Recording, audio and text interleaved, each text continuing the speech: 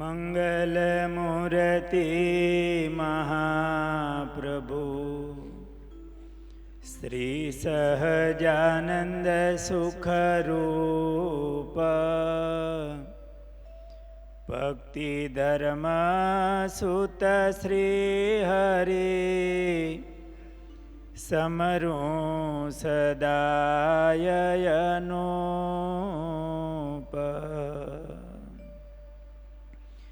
બોલો સ્વામિનારાયણ ભગવાનની, હરે કૃષ્ણ મહારાજની, ઘનશ્યામ મહારાજની જય.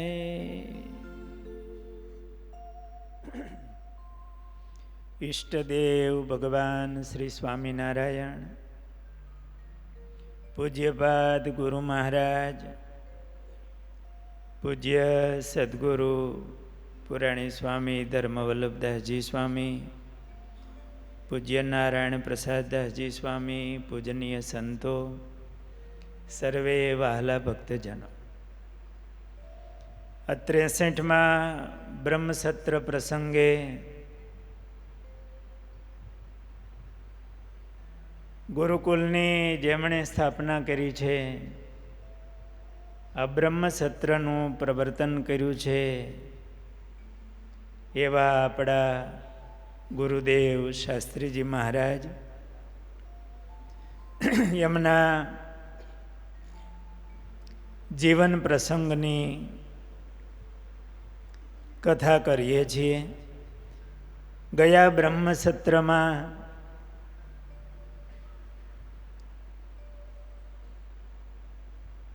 સ્વામીએ જૂનાગઢમાં યજ્ઞ કર્યો, ત્યાર પછીના જે પ્રસંગો ને હિમાલયની યાત્રા કરવા માટે નીકળ્યા, મથુરા પધારેલા, ગોકુળ મથુરાની યાત્રા કરી, એ પ્રસંગોની કથા કહી હતી. સ્વામીના હૃદયમાં એક સંકલ્પ હતો કે ગંગા કિનારે બેસી અને અનુષ્ઠાન કરવું. ચૈત્ર મહિનો આવતો હતો. સ્વામી વૈશાખ વદી 14 અમાસના દિવસે હરદ્વાર પધાર્યા. પોતાના લાડીલા સંત એમને વૈશાખ નહીં, ફાગણ વદી 14 અમાસના દિવસે સ્વામી હરદ્વાર પધાર્યા. પોતાના લાડીલા સંત એ ભજન કરવા માટે ગંગા કિનારે આવ્યા છે, એટલે શ્રીજી મહારાજે વ્યવસ્થા પણ કરી રાખી.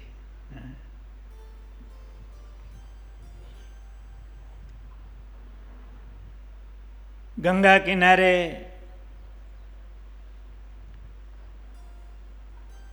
રમાભવન ગુજરાતી ધર્મશાળા, એમાં ઉતારાની વ્યવસ્થા થઈ. એ વખતે કંઈ ફોન નહોતા, ત્યાં જઈને બધું ગોતવાનું હોય, તૈયારી કરવાની હોય. સ્વામી કહેતા, ભગવાનની ઈચ્છાથી એવો સરસ ઉતારો મળ્યો. સરસ એટલે કે સાધુના ધર્મની મર્યાદા સચવાય, એકાંત સ્થળ હોય,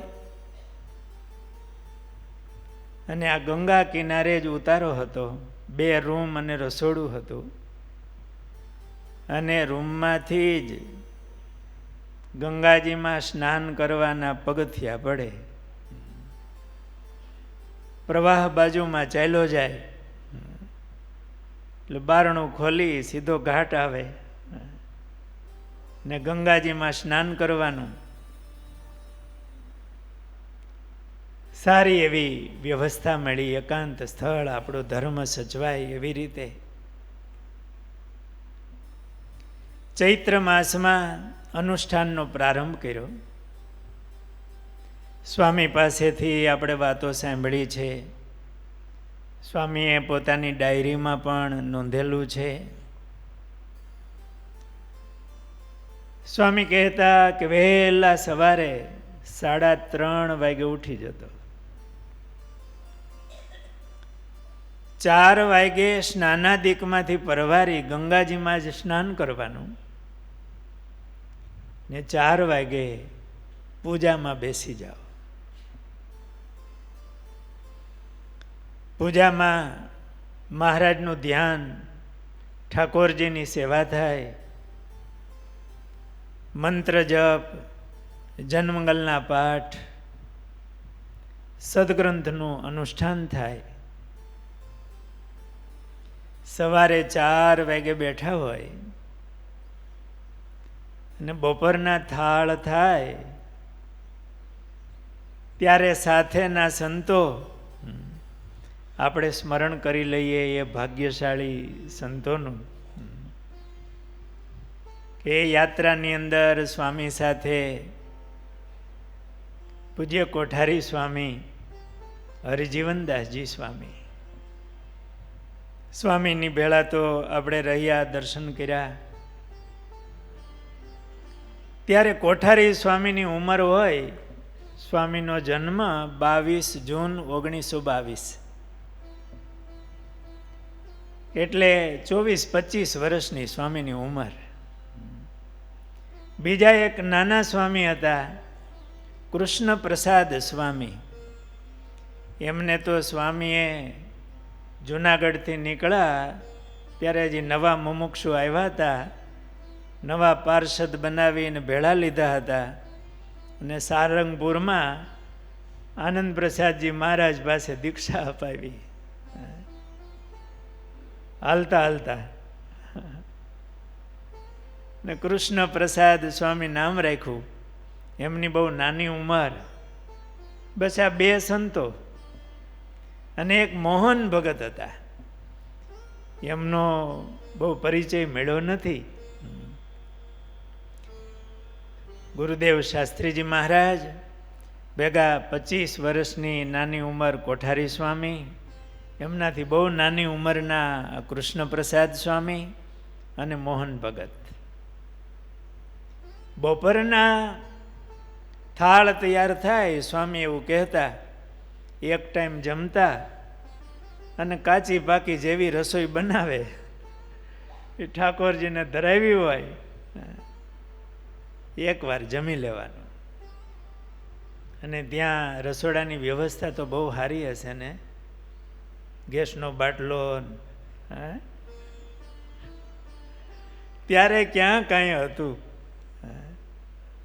અને સામગ્રી પણ એટલી કોઈ ભેગી હોય નહીં. એ રોટલો કે શાક બનાવતા હશે. થાળ તૈયાર થાય એટલે એ બપોરનો ટાઈમ હોય કે ત્યારે થાળ મૂકી અને ટકોરી વગાડે. સ્વામી એવું કહેતા, ટકોરી વાગે ત્યારે સ્મૃતિ થાય કે બપોર થઈ ગયા, બાકી ખબર રહેતી નહીં. સમય કેમ જાય એનો ખ્યાલ રહેતો નહીં. એવી રીતે મહારાજની મૂર્તિમાં, એ ધ્યાનમાં, ભજનમાં લીન થતા દેશ કાળ બધું ભૂલાઈ જતું, દેહ ભાવ ભૂલાઈ જાય. ભગવાનમાં એવું હેત. કેટલા કલાક થાય? 11:30 થાળ આવતો. 4 વાગે બેઠા હોય, 7.5 કલાક એક આસને બેસી અને અનુષ્ઠાન ચાલે. સમયનો કોઈ ખ્યાલ રહેતો નહીં. સ્વામીને તો આ ભજનનો અભ્યાસ હતો. સ્વામીએ 1944માં જુનાગઢમાં મોટો ઉત્સવ કર્યો. સંવત 2001માં એ પહેલા 10 વર્ષ સ્વામી મંત્ર જાપ કરતા. દરરોજને માટે 111 માળા કરતા. પણ આપણી જેમ નહીં હો. એક આસને બેસીને સ્વામીએ 3.5 કરોડ મંત્ર જાપ કર્યા. એ એક આસને બેસીને ઠાકોરજી સન્મુખ, અને એક પણ સ્મરણ એ સ્મૃતિ વિનાનું ન જાય. માળાની ગણતરી પણ નહીં. ગણતરી કરે તો પાછું એ યાદ આવે કે આટલી થઈ. તિલ ચિહ્નને આધારે મહારાજની મૂર્તિની સ્મૃતિ સાથે એ સ્મરણ થાય. થોડી વધારે માળા કરતા 2-4, છતાંય કે કોઈ જપ સ્મૃતિ વિનાનો ગયો ન હોય એટલે 108 કરવાની, પણ 111 કરતા. અને નામીએ જૂથ નામ એવી રીતે સ્વામી એવું કહેતા. કોઈક દિવસ પડે તો આગળ પાછળ એ મંત્ર જાપ થાય. બાકી વહેલા ઉઠી અને સવારે 4 કલાક પૂજામાં બેસતા અને આ મંત્ર જપ થતા. આટલી માળા ઠાકોરજીની સેવા હોય અને મંત્ર જપ થાય એ 4 કલાક થાય. પછી કીર્તનો બોલતા હોય એ બધું તો વધારે, એ નિયમો બધા. પણ સેવા પ્રવૃત્તિ સાથે પણ આટલું ધ્યાન ભજનનું સ્વામીનું અંગ હતું. સદા સ્મરણ ભજન કરે, વળી ધ્યાન મહારાજનું ધરે. એવે ગુણે મોટા જે મુનીશ, એવા સંતને નામું શીશ. આવા ધ્યાન ભજનના અભ્યાસી એ સવારના 7, 7.5 કલાક એ દેહ ભાવ વિસરાઈ જાય, સમયનું ભાન ન રહે. એ થાળની કોઠારી સ્વામી ટકોરી વગાડે ત્યારે ખ્યાલ આવે કે સમય થયો એમ, અને પૂજા સંકેલાય. આવું અનુષ્ઠાન ભજન એ સ્વામી ગંગા કિનારે કરતા. સ્વામી એમની ડાયરીમાં લખે છે કે પૂજાપાઠ, વાંચન, માળા, જપ બહુ જ શાંતિથી કરીને જીવનમાં દિવ્યતાની ભાવના ખીલતી રહેતી હતી. આમ જેમ જેમ સમય જાય દિવસે દિવસે દિવ્યતાની ભાવના ખીલતી રહેતી હતી. મહારાજની મૂર્તિનું એવું સુખ આવતું. એ મહારાજમાં એટલા તરબોળ થતા. એ દિવ્યતા છે.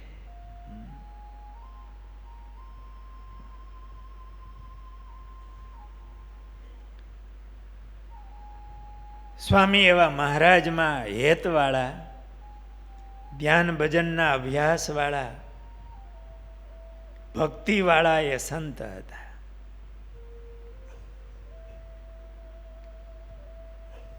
નારદ ભક્તિ સૂત્રમાં પૂજ્ય મહંત સ્વામી એ સૂત્રોને સમજાવતા બહુ સરસ વિવેચન કરે છે કે પૂજાદિષુ અનુરાગ ભક્તિ.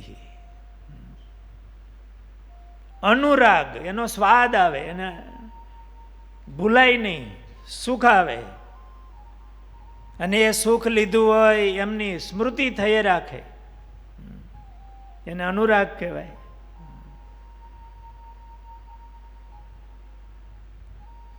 એટલે 7.5 કલાક થઈ જાય તોય એમ થાય કે આ ટાઈમ પૂરો થઈ ગયો.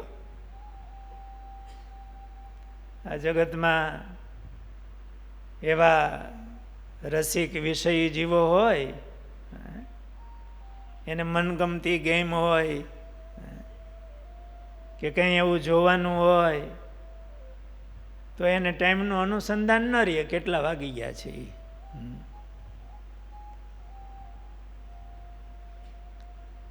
સ્વામી તો મહારાજના ધ્યાનમાં, નામ સ્મરણમાં એને આ સમય જાતો ખબર ન રહેતી. અને જીવનભર અખંડ મહારાજનું એવું સ્મરણ. છેલ્લે ઋષિકેશ શિબિરમાં પણ સ્વામી સૌની હારે એમની એ 87 વર્ષની ઉંમર વહેલા ઉઠી જાય, એ મહારાજની પૂજા એટલી ભાવથી નિરાયતે થાય. સૌ સંતો સવારમાં અનુષ્ઠાનમાં બેસે તો સ્વામી પોતે પણ બેસી ગયા હોય. એ ઠંડો પવન આવતો કે મંડપનો તો નાખ્યો. એ વેદ નિકેતનની ઓસરી બહુ ખુલ્લી, અને શિયાળુ પવન હિમાલયમાંથી જ આવે ને સીધો આવતો. સ્વામીએ ઓઢ્યું હોય અને સૌની સાથે જપમાં બેસી જતા, ધ્યાનમાં, જપમાં.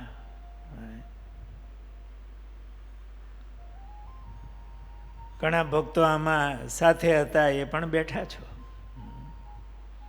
અને સ્વામીની વિડીયો કેસેટમાં તો એ દર્શન થાય છે.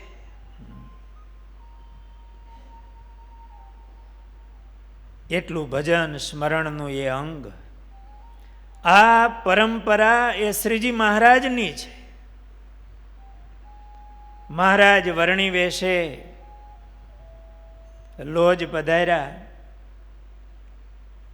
મુક્તાનંદ સ્વામીને મળ્યા. મહારાજ વચનામૃતમાં એ યાદ કરે છે કે અમને સ્વાભાવિક મનમાં એવી રુચિ રહે છે, સ્વાભાવિક રુચિ શ્રીજી મહારાજની. અમને સ્વાભાવિક મનમાં એવી રુચિ રહે છે, જે શહેર હોય કે મેળી હોય કે રાજ દરબાર હોય તો ગમે જ નહીં. અને વન હોય, પર્વત હોય, નદી હોય, ઝાડ હોય, એકાંત ઠેકાણું હોય, ત્યાં અતિશય ગમે છે. ને એમ જાણીએ છીએ જે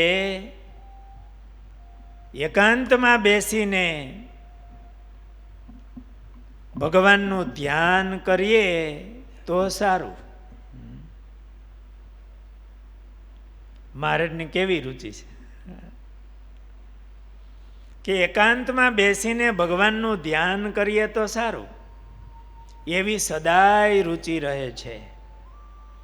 અને જ્યારે અમને રામાનંદ સ્વામીનું દર્શન નહોતું થયું ત્યારે મુક્તાનંદ સ્વામી સંગાથે અમે એમ ઠેરાવ કરી રાખ્યો હતો, જે મને રામાનંદ સ્વામીનું દર્શન કરાવો તો આપણે 2 જણ વનમાં જઈને ભગવાનનું અખંડ ધ્યાન કર્યા કરશું.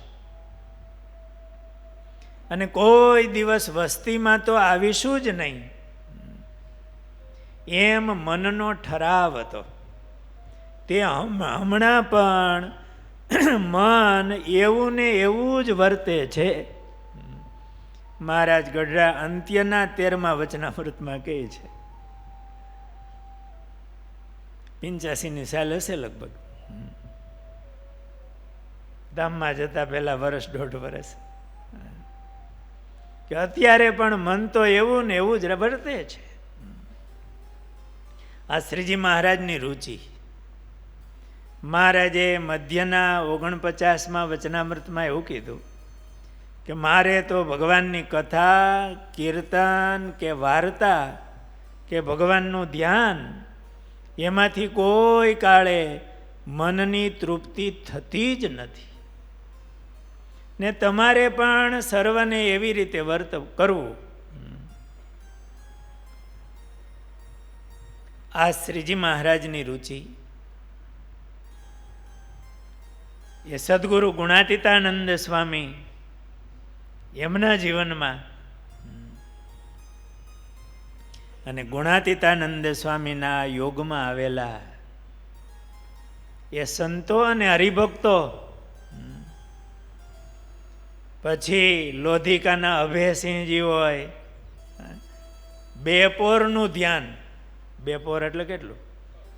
6 કલાક. બોટાદના શિવલાલ શેઠ,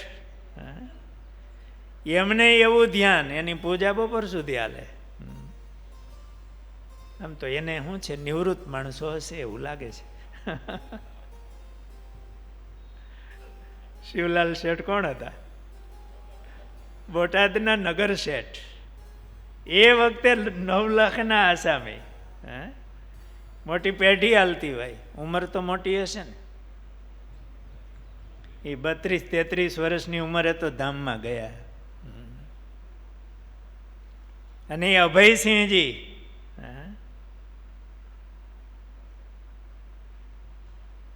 અંગ્રેજ અધિકારી આવ્યા હોય, કેસ ચાલતો હોય ગરાસનો, અને ચુકાદો એ આપવાના હોય,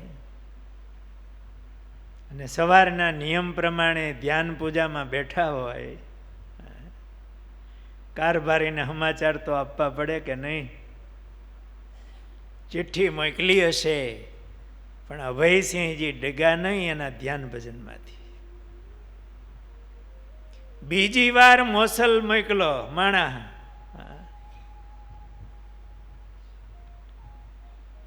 હવે એનો હુકમ ન્યાયાધીશનો. જેવો સમય પૂરો થયો એટલે પૂજાના ડ્રેસમાં જ ગયા. મહારાજે ચુકાદો અભયસિંહજી તરફ આપ્યો.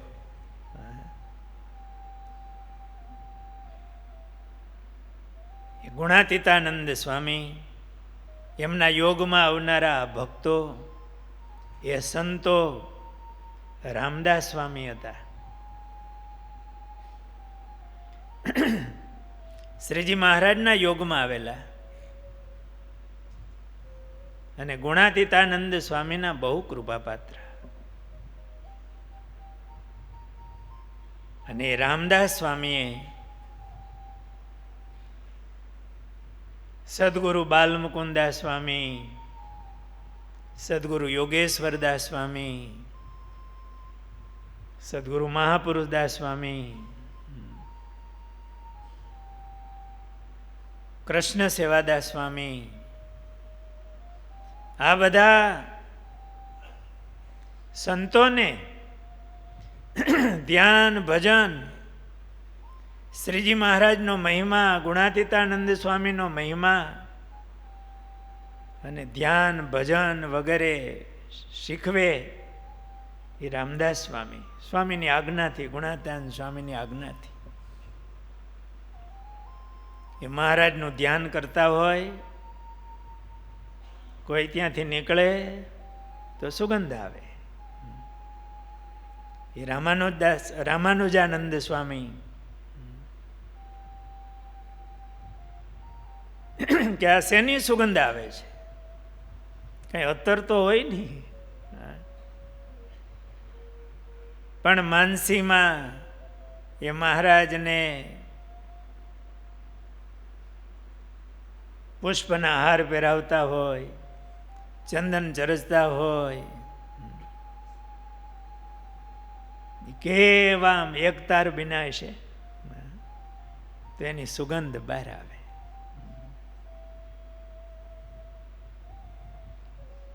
અને ગુણાતીતાનંદ સ્વામી પણ સંતોને આ મહારાજનો મહિમા કહી અને ધ્યાન શીખવે, ભજનનો અંશ પાડે. ગુરુદેવ શાસ્ત્રીજી મહારાજ ઘણીવાર વાતો કરતા. ગુણાતાન સ્વામીને કીધું, સ્વામી હું મહારાજનું ધ્યાન કરું છું, તે નાભી સુધી આવું ને ત્યાં અટકી જવાય છે. એટલે ગુણાતીતાનંદ સ્વામી એવું કહેતા કે નાભીમાં તો મોટા દેવ હોતે અટવાઈ જતા. એ અભ્યાસ રાખજો એટલે મહારાજનું દર્શન થશે. અને એ બધા સંતો, યોગેશ્વરદાસ સ્વામી એમનો કંઠ ચાલતો, સદગુરુ બાલ મુકુદાસ સ્વામી એમનું કેવું ધ્યાન ભજનનું અંગ. ચાતુર્માસમાં 4 મહિના કે અખંડ ભગવાનના સંભાળવા એવું નિયમ લીધું. એટલે પાછા હુઈ જાય તો પાછું અખંડ ન રહે. ઓહ, એ મહારાજનું સ્મરણ ધ્યાન એ જ એની ઊંઘ થઈ જાય. એ સદગુરુ બાલ મુકુદાસ સ્વામી ભેગા તો ગુરુદેવ શાસ્ત્રીજી મહારાજ રહ્યા. એમના દર્શન કર્યા. ગુરુ ગોપીનાથ પુરાણી સ્વામી એમનું પણ ધ્યાન ભજનનું એવું અંગ, સ્વામીનો પણ કંઠ ચાલતો.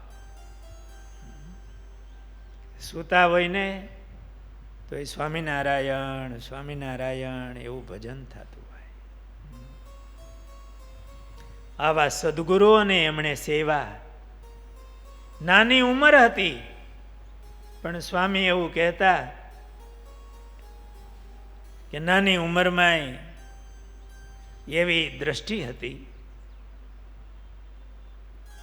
એ ભાવથી દર્શન થતા. સ્વામી પાર્ષદ હતા ને, હજી પાર્ષદ નહોતા થયા ત્યારે એમને 400 કીર્તનો કંઠસ્થ હતા. ગુરુદેવ શાસ્ત્રીજી મહારાજ એમની 12-13 વર્ષની ઉંમરે. એ મોટા સંતો તરવડા આવતા હોય, બાલ મુકુદાસ સ્વામી વગેરે. ગામમાં એવા ભક્તો હતા, એમના અંગ એવા. સ્વામી અમુક ભક્તોની વાતો કરતા.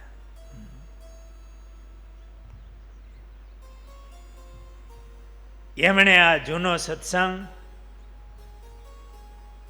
હજુ શ્રીજી મહારાજ ધામમાં પધાર્યા હતા, એની જાય ભૂષાણી નહોતી.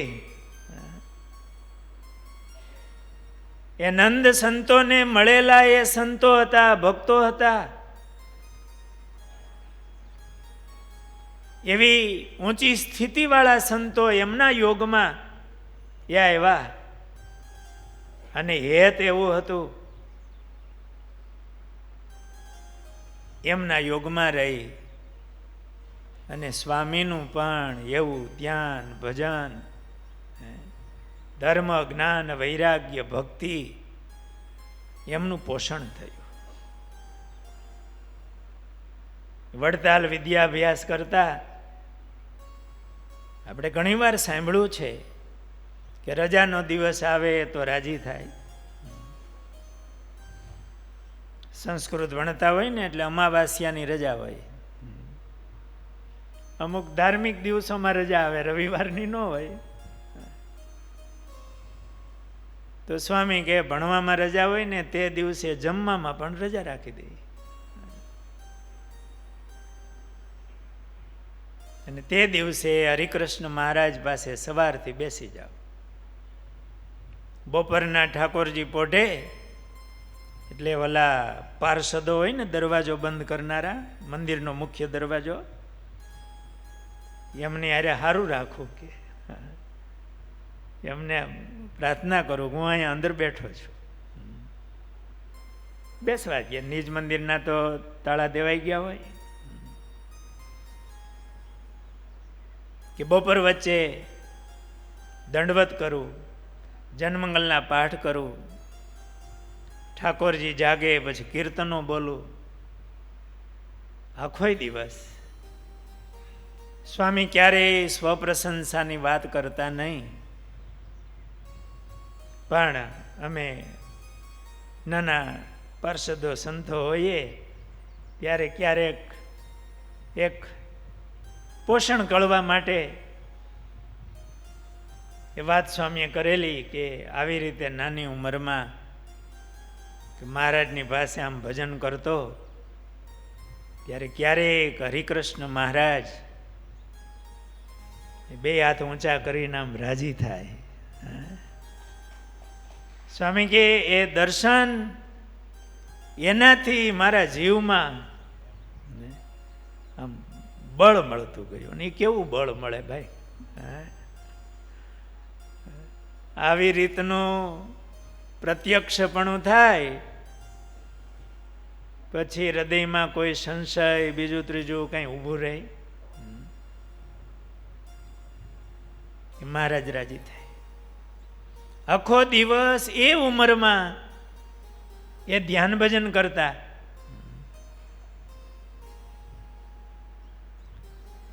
ને એમને જ્યારે જ્યારે અવસર મળ્યો છે ને ત્યારે અવસરને વધાવ્યો છે. સેવા સાથે નિત્ય નિયમના ભજન સ્મરણ વગેરે તો હોય, પણ આવો અવસર સ્વામી થોડા વ્યવહારથી થાક્યા હતા. થયું કે ગંગા કિનારે જઈને ભજન કરી અને આવ્યા હતા. ને ચૈત્ર મહિનો આવ્યો એટલે પૂર્ણ મહિનો ચૈત્ર સુધી પડવાના દિવસથી એ ભજનમાં બેઠા. સવારે 4 વાગે બેસી ગયા હોય ને બપોરના 11:30 વાગે સ્વામી કે એ ટકોરી વાગે ને થાળની, ત્યારે યાદ આવે બપોર થયા. એટલો સમય કેમ ગયો ખબર ન પડે. એ મહારાજની મૂર્તિનું કેવું સુખ લેતા હશે, એ કેવા ડૂબી જતા હશે.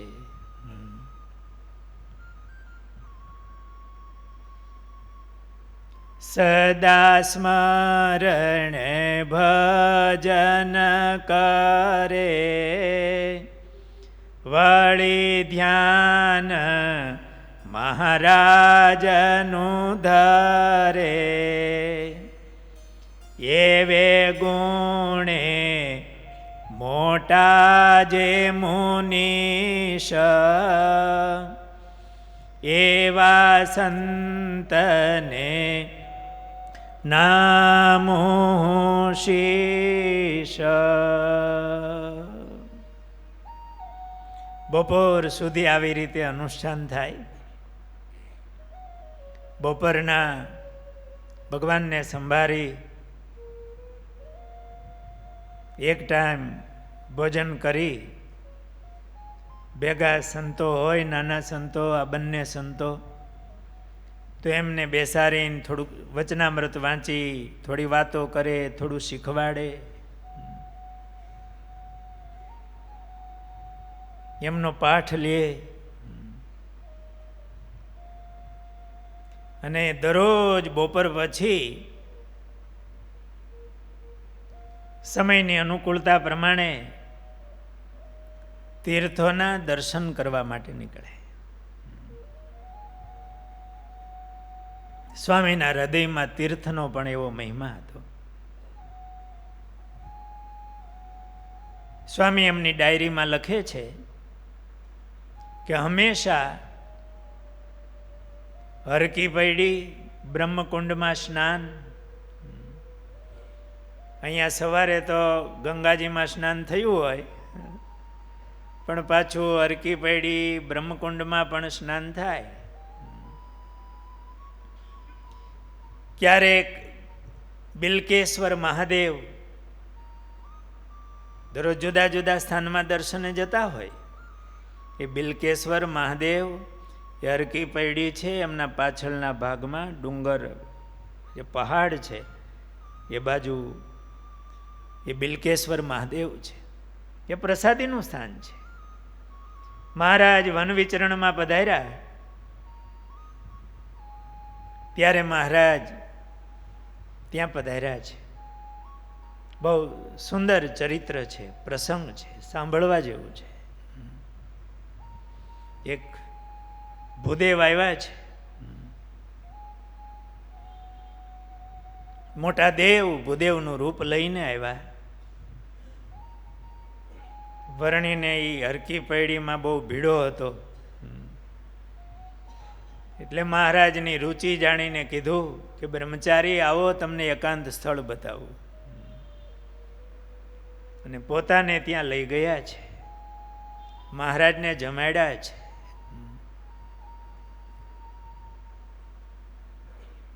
એ બિલકેશ્વર મહાદેવ ત્યાં સ્વામી દર્શન કરવા માટે ગયા છે. કુશાવર્ત કુંડ, ભીમગોડા કુંડ, કનખલ સ્થાન. કનખલ ક્ષેત્ર તો 2-3 કિલોમીટર દૂર આવે છે. તો ત્યાં સ્વામી જાય, ત્યાં સ્નાનાદિક કરે. મનછા દેવી વગેરે પવિત્ર પ્રસિદ્ધ તીર્થો છે. ત્યાં દરેક સ્થાને વખત પ્રમાણે દર્શને જતા. આ સ્થાન ભારે દિવ્ય છે. એટલે સ્વામી હરદ્વારનો વાત કરે છે. હજારો માણસો હંમેશા આ જા કરે છે. આસ્તિકતા તો બહોળા ભાગે નજરે પડે છે. જ્યાં દર્શને ગયા હોય પાછા સાંજે હરકી પૈડી આવી જાય. સ્વામી ડાયરીમાં લખે છે કે ત્યાં બ્રહ્મકુંડે બિરલા રાજાએ ટાવર બાંધ્યું છે અને સાંજે આરતી થાય છે. સ્વામી દરરોજ આરતીમાં દૂરથી બેસી, એ ગંગા કિનારે જળનો સ્પર્શ થાય એવી રીતે બેસી અને આરતીના દર્શન કરતા. એ દર્શન મહિમાથી દર્શન કરી ઉતારે આવે ધર્મશાળાએ. ત્યાં આવી આપણા નિત્ય નિયમ ગોડી, આરતી, સ્તુતિ, ધૂન, કીર્તન, નિયમ ચેષ્ટા સ્વામી ડાયરીમાં લખે છે. નિયમ ચેષ્ટા, ઓરડાના પદ, આ બધું બોલી અને ઠાકોરજીને સંભાળીને સૂઈ જતા. સાંજે બીજું કાંઈ કરવાનું તો હતું નહીં. એક ટાઈમ બપોરનું જે હોય જમી લેવાનું. અને દરરોજ હરકી પડી તો આરતીના દર્શન કર્યા એટલે આરતી થઈ ગઈ એમ નહીં. સ્વામી ડાયરીમાં લખે છે પાછું ઉતારે જઈ અને મહારાજની પાછી આરતી, સ્તુતિ, નિત્ય નિયમ, ઓરડાના પદ આ બધું બોલાય અને પછી ભગવાનને સંભાળી અને સૂઈ જતા. આવી રીતે 1 મહિનો સુધી અનુષ્ઠાન ચાલ્યું છે. વચ્ચે સ્વામીએ જેતપુર સમાચાર મોકલ્યા છે. એ વખતે પત્ર લખ્યો હશે કે તાર હશે કે જે હોય તે. સ્વામી જ્યારે નીકળ્યા ત્યારે માનદ સ્વામીના આશીર્વાદ લઈ. માનદ સ્વામીની ઈચ્છા હતી કે છપૈયા દર્શન કરવા છે અને સ્વામીની પણ એવી ભાવના કે સ્વામીને હું એકવાર છપૈયા દર્શન કરાવું. નીકળ્યા ત્યારે સ્વામીએ વાત કરેલી કે સ્વામી હું તમને બોલાવીશ ત્યારે તમે સ્વામી આવજો. અને અહીંયા જેતપુર હરિકૃષ્ણદાસ સ્વામી, કોઠારી સ્વામી બહુ પવિત્ર સંત હતા. બંને મહાપુરુષને અરસપરસ આત્મીયતાનું હેત હતું. સ્વામી જ્યારે નીકળ્યા જેતપુર થઈને નીકળ્યા હતા. જુનાગઢથી જેતપુર આવી અને નીકળ્યા હતા ત્યારે હરિકૃષ્ણદાસ સ્વામી સાથે વાત થયેલી. સ્વામીના સંતોને બદ્રી કેદારની યાત્રા કરવાનો સંકલ્પ હતો. એટલે સ્વામીએ સમાચાર મોકલેલા કે તમારા સાધુને મોકલો. એટલે હરિકૃષ્ણ અને સાથે પુરાણી ભગવત જીવનદાસજીને લેતા આવે. એટલે પુરાણી ભગવત જીવનદાસ સ્વામી એ તો સ્વામીના શિષ્ય હતા. પુરાણી ભગવત જીવનદાસજી અને કોઠારી સ્વામીના શિષ્ય નારાયણ વલ્લભદાસજી સ્વામી અને મોટા હરિજીવનદાસ સ્વામી, બે હરિજીવન ભેળા થઈ ગયા. એટલે આ મોટા હરિજીવનદાસ અને આપણા કોઠારી સ્વામી એ નાના હરિજીવનદાસ. એટલે મોટા હરિજીવનદાસ અને તોરીના ઝીણાભાઈ, આ 4 જણા ત્યાંથી જેતપુરથી નીકળી અને હરદ્વાર આવ્યા. છેલ્લા 2 દિવસ હતા ત્યારે આવી ગયા હતા. સ્વામી ડાયરીમાં લખે છે એમને પણ બપોર પછીના સમયમાં બધા તીર્થોના દર્શન કરાવ્યા. હવે આ ધર્મશાળામાં જે સ્વામી ઉતર્યા હતા એ ધર્મશાળામાં નિયમ હતો 10 દિવસ ઉતારો આપે, પછી વધારે નહીં. કારણ કે હવે આવતા હોય પછી મહિનો 2 મહિના વધારે રોકાય તો નિયમ તો હોય સૌના. 10 દિવસનો નિયમ હતો. સ્વામી એમની ડાયરીમાં લખે છે કે આ ધર્મશાળામાં 10 દિવસ રહેવા આપે છે, છતાં શ્રીજીના પ્રતાપથી આપણે રહ્યા. સ્વામીની વાણીમાં કે લખાણમાં પણ ક્યાંય પોતાનું બળ આવે નહીં, હું પણ આવે નહીં. મહારાજની કૃપા. અહીંયા સ્વામી એવું લખે છે કે શ્રીજીના પ્રતાપથી આપણે રહ્યા ને આપણા શ્રી સ્વામિનારાયણ સંપ્રદાયના નિયમો જોઈને અને ભજન ભક્તિ જોઈ અમોને તો કહી આપ્યું કે આ કાયદો તમારા માટે નથી, અહીં રહો. સંતોના જીવન જોઈ અને એમણે કહ્યું કે આ કાયદો તમારા માટે નથી. 2-5 દિવસ થયા હશે, 10 દિવસ થવા નજીક આવ્યા હોય ત્યારે કીધું કે આ કાયદો તમારે માટે નથી, તમે અહીંયા રહો. ને ચાલતી વખતે તો બહુ જ આગ્રહ કર્યો હતો. મહિનો પૂરો થયો, વૈશાખ સુધી પડવાથી નીકળવાનું હતું, ત્યારે તો બહુ જ આગ્રહ કર્યો હતો અને કહ્યું કે જ્યારે જ્યારે આવવાનું થાય ત્યારે આ ધર્મશાળા તમારી છે. ને અત્યાર સુધી અમોએ આપ આખો દિવસ ભજન સ્મરણ કરનાર, વળી સ્ત્રી સંબંધથી અળગા રહેનાર સાધુઓ જોયા જ નથી અત્યાર સુધી. આ કોણ બોલે છે? એ ધર્મશાળા સાચવનાર સ્વામી એવું લખે છે કે એક નિગાહીનાથ અતીત સંત હતા અને એમનો એક વિદ્યાર્થી નેપાળી વિષ્ણુ પ્રસાદ એ પણ ત્યાં હતો. સ્વામી એનું નામ લખ્યું છે. એ સંન્યાસ, એ અતીત સંત નિગાહીનાથ, એમણે એવું કહ્યું કે આખો દિવસ આવું ભજન સ્મરણ કરનાર અને સ્ત્રી સંબંધથી અળગા રહેનાર સાધુઓ જોયા જ નથી.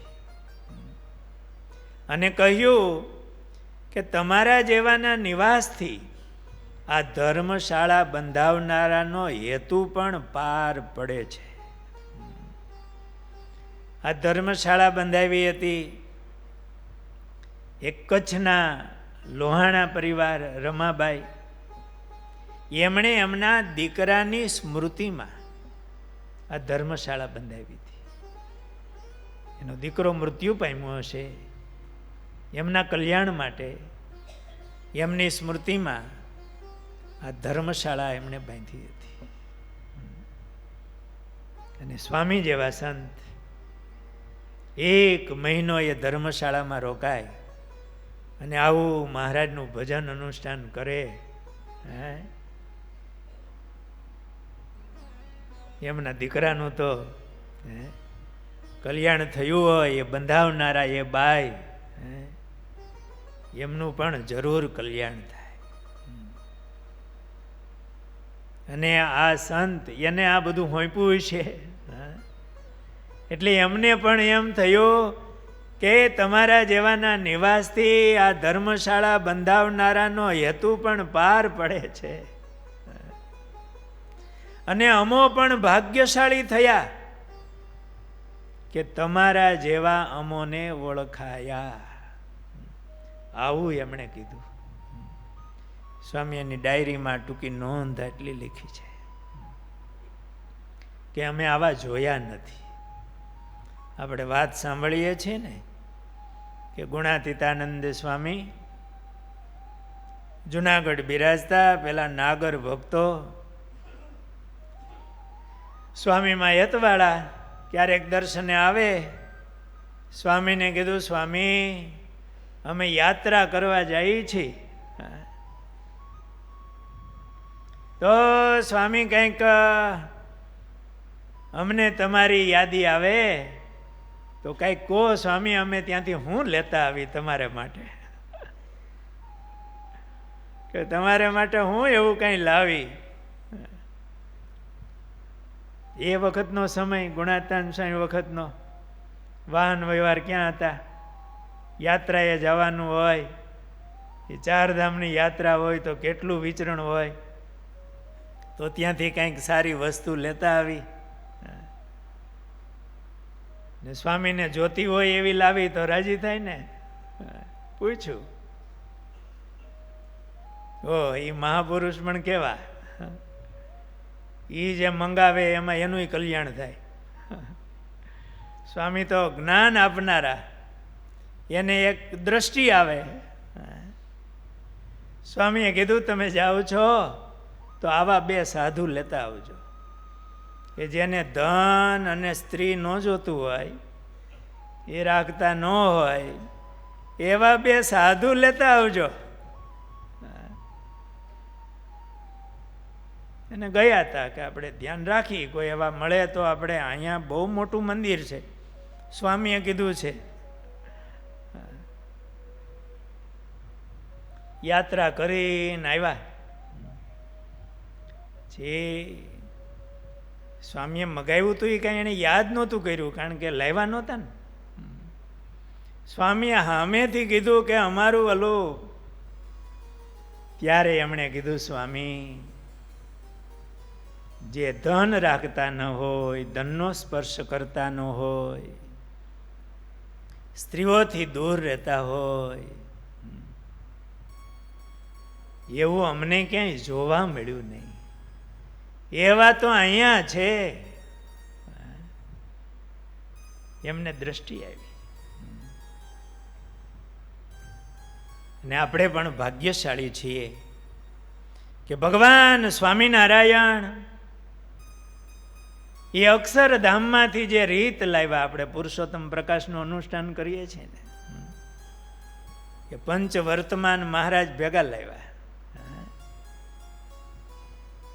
અને એ રીત ગુણાતીતાનંદ સ્વામી, આ મોટા મોટા સંતો, બાલમુકુદાસ સ્વામી વગેરે, અને ગુરુદેવ શાસ્ત્રીજી મહારાજે એ પૂર્ણ ભાવે એ ભગવાનની ધ્યાન, ઉપાસના, આજ્ઞા, રીત એમના જીવનમાં રાખી. અને એ મહારાજની રીત, મહારાજની આમ જાય,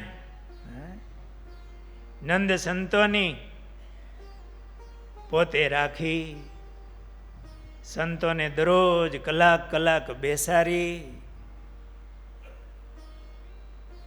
અને આ બ્રહ્મસત્ર વગેરે હોય, ઉત્સવ વગેરે હોય,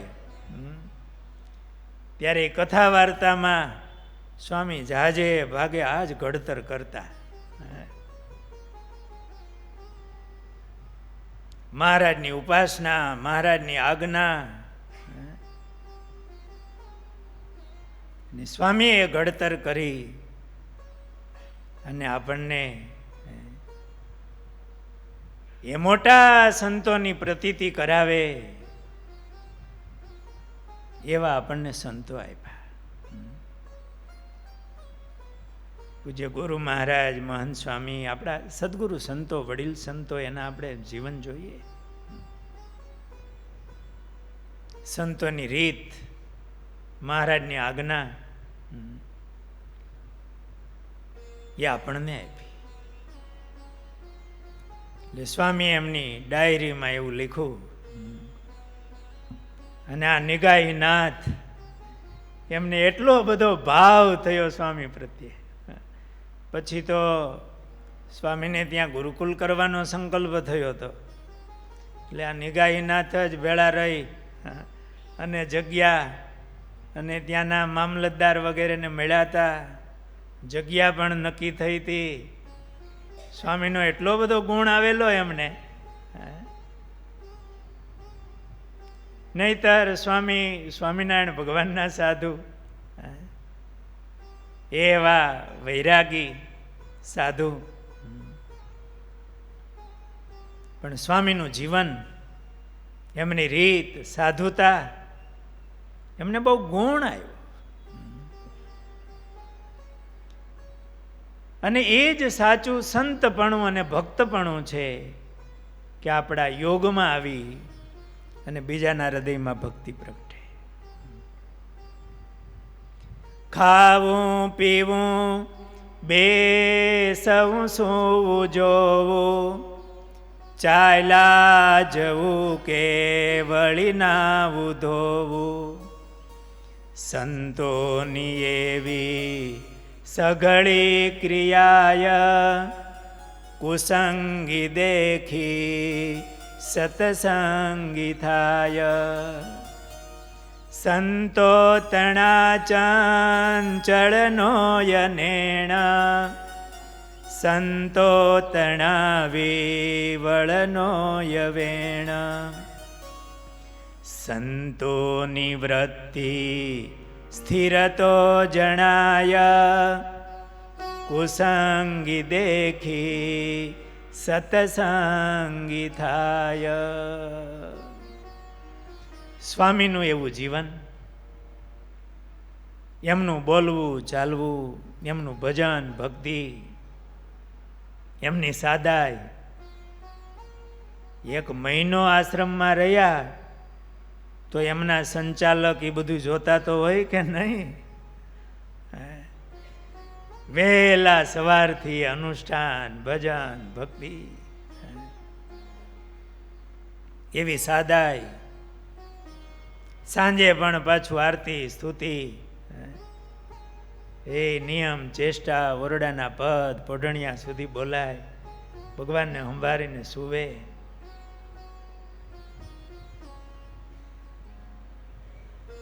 સ્વામીની ધર્મ નિષ્ઠા, આમાં એમણે જ કીધું ને કે આવું ભજન સ્મરણ કરનાર, વળી સ્ત્રી સંબંધથી અળગા રહેનાર સાધુઓ જોયા જ નથી.